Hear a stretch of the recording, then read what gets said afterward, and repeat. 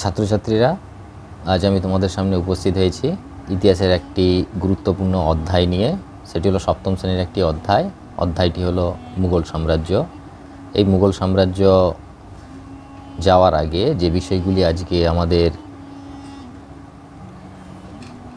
পাঠের বিষয়, সেগুলি হলো মুঘল সাম্রাজ্যের সময়সীমা কতদিন ছিল, মুঘল কাদের বলা হতো, মুঘল সম্রাট কারা কারা ছিলেন, মুঘল সম্রাটদের উপাধি কীরূপ ছিল, মুঘল সাম্রাজ্যে ঘটে যাওয়া গুরুত্বপূর্ণ কয়েকটি যুদ্ধ এবং এই যুদ্ধের রণকৌশল কী ছিল, তৎসহ সম্রাট আকবরের রাজসভায় যে 9 জন নবরত্ন ছিল তাদের নাম কি, এই সমস্ত কিছুই ছাত্রছাত্রীরা তোমরা আমার এই ভিডিওর মাধ্যমে পাবে। তো যে সমস্ত নতুন ছাত্রছাত্রীরা আমার চ্যানেলে নতুন, তাদের কাছে এটাই বলে রাখি যে তোমরা ইতিহাসের ভিন্ন বিষয় জানতে আমার এই চ্যানেলটি সাবস্ক্রাইব করে রাখো। চলো তাহলে যাওয়া যাক ইতিহাসের পাঠ্য বিষয়ে, পাঠ্যপুস্তকে। তো ছাত্রছাত্রীরা তোমরা সকলেই পাঠ্যপুস্তকটি নিজের সামনে রাখবে, তাহলে আমার কথার সাথে পাঠ্যপুস্তকটি যদি দেখো তাহলে অনেকটা হয়তো বোধগম্য হবে বলে আমি মনে করছি। প্রথমে যেটা বলবো সেটি হলো মুঘল কারা। মঙ্গল নেতা চেঙ্গিস খান, তুর্কি নেতা তৈমুরলংয়ের বংশধরকেই এক কথায় কিন্তু মুঘল বলা হয়। তো এরপরে জানবো যে এই মুঘল সাম্রাজ্যের সময়সীমাটা কত পর্যন্ত ছিল। খ্রিস্টীয় 16 শতাব্দী থেকে 19 শতাব্দী পর্যন্ত মুঘল সাম্রাজ্যের সময়সীমা ছিল।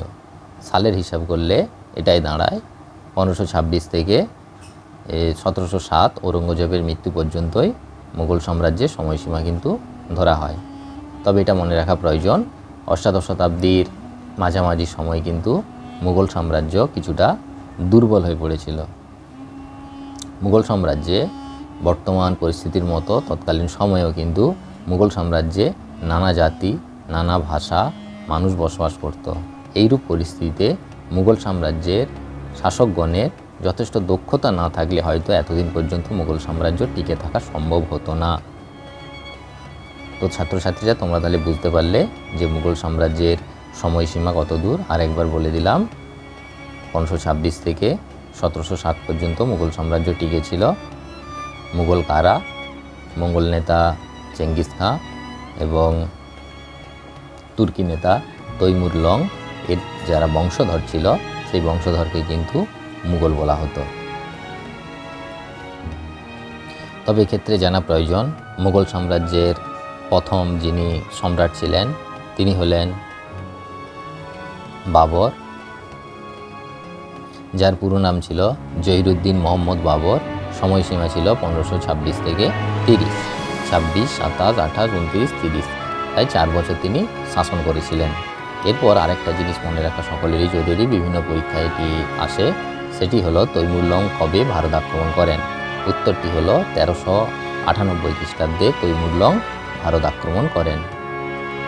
এরপর আমাদের পাঠের আজকের যে বিষয় ছিল তার মধ্যে যে বিষয়টি রয়েছে সেটি হলো মুঘল সম্রাট কারা কারা ছিলেন। মুঘল সম্রাট মূলত 6 জন ছিলেন। এই সূত্রটা প্রত্যেকেই মনে রাখলে আশা করি মনে থাকবে কে কে মুঘল সম্রাট ছিল। তোমরা যেহেতু ছোট অনেক, তাই এই সূত্রটা অবশ্যই মনে রাখবে। বাবার হলো আবার জল, সারিল ঔষধে। বাবর, হুমায়ুন, আকবর, জাহাঙ্গীর, শাহজাহান এবং ঔরঙ্গজেব। সে সম্রাট ছিলেন ঔরঙ্গজেব। তোমাদের বইয়ে বিস্তারিত সাল দেয়া নেই, তবে তোমরা প্রত্যেকেই আমি যেগুলো বলবো খাতায় লিখে রাখবে পরপর সাল অনুযায়ী। প্রথমে যেটি আছে সেটি হলো বাবর 1526 থেকে 1530, তারপরে হলো হুমায়ুন 1530 থেকে 40 এবং 1555 থেকে 56। সকলেরই প্রশ্ন থাকবে যে তাহলে 1530-এর পর 40, 40-এর পর গ্যাপ, তারপর 55-56, তাহলে মাঝখানে কোন শাসক ভারতবর্ষে শাসন করতেন? যদিও সেটা আলাদা বিষয়, অন্য একটা ভিডিওর মাধ্যমে জানাবো। এই সময় শাসন করতেন শেরশাহ। এরপরে যে আছে সে হলো সম্রাট বাবর, হুমায়ুন, এরপর আকবর। আকবরের সময়সীমা হলো 556 থেকে 1605 পর্যন্ত তিনি শাসন করতেন। জাহাঙ্গীর 1605 থেকে 1627 খ্রিস্টাব্দ পর্যন্ত তিনি শাসন করতেন। 1627 থেকে 1658 এবং ঔরঙ্গজেব শেষে যিনি সম্রাট তিনি হলেন ঔরঙ্গজেব 1658 থেকে 1707 পর্যন্ত ঔরঙ্গজেব শাসন করতেন এবং তিনি ছিলেন শক্তিশালী যে শাসক ছিল মুঘল সাম্রাজ্যের তার শেষ শাসক। এরপর আমাদের পাঠের বিষয় হলো মুঘল শাসকগণের উপাধি। মুঘল শাসকগণ কি উপাধি গ্রহণ করতেন? সম্রাট, সুলতান, কি উপাধি তারা গ্রহণ করতেন? আমরা জানি প্রত্যেক শাসকের একটি উপাধি ছিল। আগে যেমন ছিল প্রাচীনকালে রাজা, মহারাজা, শাসক ছিলেন, সেই শাসকদের কিছু উপাধি ছিল। তো যাই হোক, এই শাসকদের দুই ধরনের উপাধি ছিল, একটা হলো বাদশাহী আর একটা হচ্ছে বাদশাহী। এই কথার অর্থটা কি? কথার অর্থ হলো প্রভু এবং শাহী কথার অর্থ হলো শাসক, অর্থাৎ প্রভু শাসক, একেই বলা হতো বাদশাহী। এবং সার্বভৌম শাসকও ছিল, অর্থাৎ সমস্ত ভূমিরই যিনি শাসক তাকেও বলা হতো সার্বভৌম শাসক। তবে মনে রাখতে হবে যে সুলতানি যুগে যে সমস্ত শাসকরা ছিলেন তাদেরকে সুলতান বলা হতো। তবে মুঘল সাম্রাজ্যেও কিন্তু সুলতানও বলা হতো। সেক্ষেত্রে কাদেরকে? না, সেক্ষেত্রে যুবরাজদেরকে বলা হতো। যেমন সলিম, জাহাঙ্গীরের নাম ছিল সলিম। সলিম যেহেতু যুবরাজ ছিল সেক্ষেত্রে কিন্তু যুবরাজ সলিম বলা হতো। তাহলে ছাত্রছাত্রীরা তোমরা বুঝতে পেরেছ যে মুঘল সাম্রাজ্যে যে সমস্ত শাসক ছিল সেই শাসকদের উপাধি কী ছিল বলা হতো, আবার বাদশাহ বলা হতো, আবার বাদশাহ বলা হতো। এরপরে আমাদের যে পাঠ্য বিষয়ের আজকে আলোচনার বিষয় সেটি হলো মুঘল সাম্রাজ্যের স্থাপন, বিস্তার এবং যুদ্ধ ও মৈত্র। এটা তোমাদের প্রত্যেকে পাঠ্য বিষয় দেখবে, এটা আছে। তো এক্ষেত্রে বলবো যে মুঘল সাম্রাজ্য স্থাপনের ক্ষেত্রে কেবলমাত্র যে যুদ্ধের গুরুত্ব অপরিসীম ছিল সেটা বলা যাবে না, কেবলমাত্র যুদ্ধ দ্বারাই যে মুঘল সাম্রাজ্য স্থাপিত হয়েছিল সেটাও বলা যাবে না। এক্ষেত্রে কিন্তু মৈত্রী অর্থাৎ বন্ধুত্বপূর্ণ সম্পর্কের দ্বারাও স্থাপন করা হয়েছিল। তৎকালীন সময়ে অর্থাৎ মধ্যযুগে দুই ধরনের রাজনৈতিক শক্তি ছিল, একটি হলো আফগান আর একটা হচ্ছে রাজপুত। আফগানদের সঙ্গেও মুঘল সাম্রাজ্যের যুদ্ধ হয়েছিল এবং রাজপুতদের সঙ্গেও যুদ্ধ হয়েছিল। আফগানদের সঙ্গে যুদ্ধে প্রথমবার জহিরুদ্দিন মোহাম্মদ বাবর যুদ্ধে ইব্রাহিম লোদিকে পরাজিত করেই কিন্তু মুঘল সাম্রাজ্য স্থাপন করেছিল, এটা প্রত্যেকেই মনে রাখবে। আবার রাজপুতদের সঙ্গে কিন্তু যুদ্ধ হয়েছিল, রাজপুতদের সঙ্গে যুদ্ধে মুঘলরা জয়লাভ করেছিল। এক্ষেত্রে কিন্তু রাজপুতরা মুঘলদের বশ্যতা স্বীকার করে এবং বন্ধুত্বপূর্ণ নীতিও তারা গ্রহণ করেছিল। এরপরে আমাদের পাঠের বিষয় হলো মুঘল সাম্রাজ্যের কিছু রণকৌশল। মুঘল সাম্রাজ্যে মুঘল সম্রাটরা যে যুদ্ধে জয়লাভ করতেন সেক্ষেত্রে তারা দুই ধরনের রণকৌশল ব্যবহার করত। এক হলো কামান বা বন্দুকধারী সৈন্যবাহিনী, আর একটি হলো ঘোড়া সাওয়ার তীরন্দাজ বাহিনী। এই দুই ধরনের সৈন্যবাহিনীর মাধ্যমে কিন্তু মুঘল সম্রাটেরা তাদের রাজ্য বিস্তার করতে সক্ষম হয়েছিল। এদের দুই ধরনের কৌশলটা একটু অন্যরকম ছিল। যেমন কামান এবং বন্দুকধারী সৈন্য তারা কী করতো, সামনের দিক থেকে শত্রুকে আক্রমণ করত, আর ঘোড়া সাওয়ার তীরন্দাজ যারা বাহিনী ছিল তারা শত্রুদেরকে দুই পাশ থেকে ঘিরে ফেলত এবং পেছন দিক থেকে আক্রমণ করত। এইভাবে মুঘল সম্রাটরা কিন্তু বিভিন্ন যুদ্ধে, যেমন পানিপথের যুদ্ধ, খানোয়ার যুদ্ধ, ঘরঘরার যুদ্ধ, এই সমস্ত যুদ্ধে কিন্তু জয়লাভ করেছিল। এছাড়াও দ্বিতীয় পানিপথের যুদ্ধ, এই সমস্ত যুদ্ধে কিন্তু জয়লাভ করেছিল। এরপরে আমাদের পাঠের বিষয় হলো মুঘল সাম্রাজ্যে বাবরের সময়ে কোন কোন যুদ্ধ গুরুত্বপূর্ণ ছিল সেই যুদ্ধ সম্পর্কে কিন্তু এবার আমরা জানব। প্রথম যে যুদ্ধের কথা বলবো সেটি হলো পানিপথের প্রথম যুদ্ধ। পানিপথের প্রথম যুদ্ধ হয়েছিল 1526 সালে ইব্রাহিম লোদি এবং বাবরের মধ্যে হয়েছিল। এই যুদ্ধের দ্বারাই কিন্তু মুঘল সাম্রাজ্যের স্থপতি অর্থাৎ মুঘল সাম্রাজ্য স্থাপন হয়েছিল। এই যুদ্ধে বাবর জয়লাভ করেছিল। দ্বিতীয় যে যুদ্ধের কথা বলবো সেটি হলো খানোয়ার যুদ্ধ। খানোয়ার যুদ্ধ হয়েছিল 1527 খ্রিস্টাব্দে। এক্ষেত্রে রাজপুতদের সঙ্গে এই যুদ্ধ হয়েছিল। মেবারের রানা সঙ্গ এবং বাবরের মধ্যে এই যুদ্ধ হয়েছিল। বাবর প্রথম দিকে এই যুদ্ধকে ধর্মযুদ্ধে পরিণত করতে চেয়েছিলেন।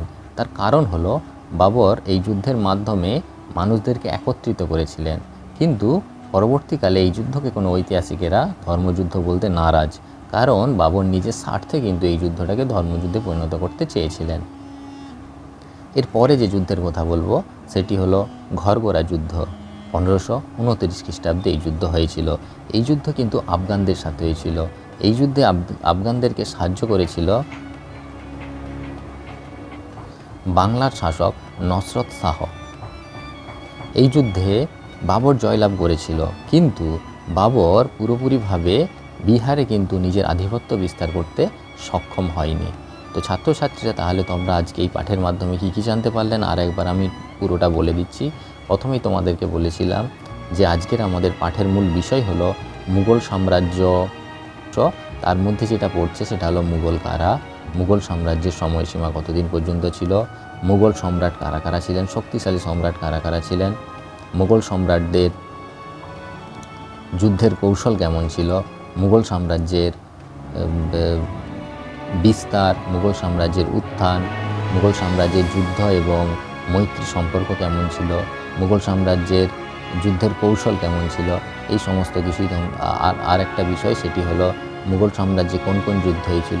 এই সমস্ত বিষয় কিন্তু আমি প্রথমেই বলেছিলাম আজকে আমার আলোচনার বিষয়। তো ছাত্রছাত্রীরা তোমরা শুনলে এবং খাতায় যতটা পারো নোট করে রাখবে এই সালগুলোকে। আকবরের রাজসভায় যে নবরত্ন ছিল, এটা একটি টিকা আছে বিভিন্ন পরীক্ষাতে। তো এই নবরত্ন নিয়ে আজকে একটা ছোট্ট টিকার আকারে বলছি, পারলে তোমরা লিখে রাখতে পারো। নবরত্ন কাকে বলা হয়, প্রথমেই লিখতে হবে নবরত্ন কি। বর্তমান যুগে শাসন ব্যবস্থা পরিচালনা করার জন্য, সাহায্য করার জন্য, যেমন প্রধানমন্ত্রী বা মুখ্যমন্ত্রীর সঙ্গে বিভিন্ন সহকারী মন্ত্রীরা থাকেন, তৎকালীন সময়েও কিন্তু বিভিন্ন রাজ্য বা শাসন ব্যবস্থা পরিচালনা করার জন্য বিভিন্ন জ্ঞানীগুণী ব্যক্তি থাকতেন। আকবরের রাজসভাও কিন্তু এইরূপ 9 জন জ্ঞানীগুণী পণ্ডিত ছিলেন, যাদেরকে একসঙ্গে নবরত্ন বলা হয়। এই নবরত্নদের মধ্যে সবথেকে বিখ্যাত ব্যক্তি যিনি ছিলেন তিনি হলেন বীরবল। এই বীরবলের প্রকৃত নাম ছিল মহেশ দাস। নিজ বিচক্ষণতা, দক্ষতা, বুদ্ধিমত্তার পরিচয় দিয়েই তিনি আকবরের প্রিয় পাত্র হয়ে ওঠেন। এমনকি আকবর তাকে রাজা উপাধি পর্যন্ত দিয়েছিলেন। এছাড়াও অন্যান্য যে নবরত্নদের মধ্যে বাকি যে 8 জন ছিলেন তারা হলেন খইজি, টোডরমল, মানসিং, তানসেন, আবুল ফজল, আব্দুল রহিম খানি খানা, ফকির অজয়াদিন এবং শেষে যিনি ছিলেন তিনি হলেন মোল্লা দোপিয়াজা। এই নবরত্ন এদের একত্রিতভাবে এই 9 জন জ্ঞানীগুণী পণ্ডিতকে একত্রিতভাবেই বলা হতো নবরত্ন। তো ছাত্রছাত্রীরা তোমরা শুনলে আজকের এই পঞ্চম অধ্যায়ে, সপ্তম শ্রেণীর পঞ্চম অধ্যায়ে যে মুঘল সাম্রাজ্য আছে তার ছোট্ট একটি রূপরেখা বিভিন্ন প্রশ্ন উত্তরের মাধ্যমে আমি তোমাদেরকে বললাম। ভিডিওটি যদি ভালো লাগে তাহলে অবশ্যই লাইক বিষয় নিয়ে আমি তোমাদের সামনে উপস্থিত হব। ধন্যবাদ, ভালো থেকো, সুস্থ থাকো।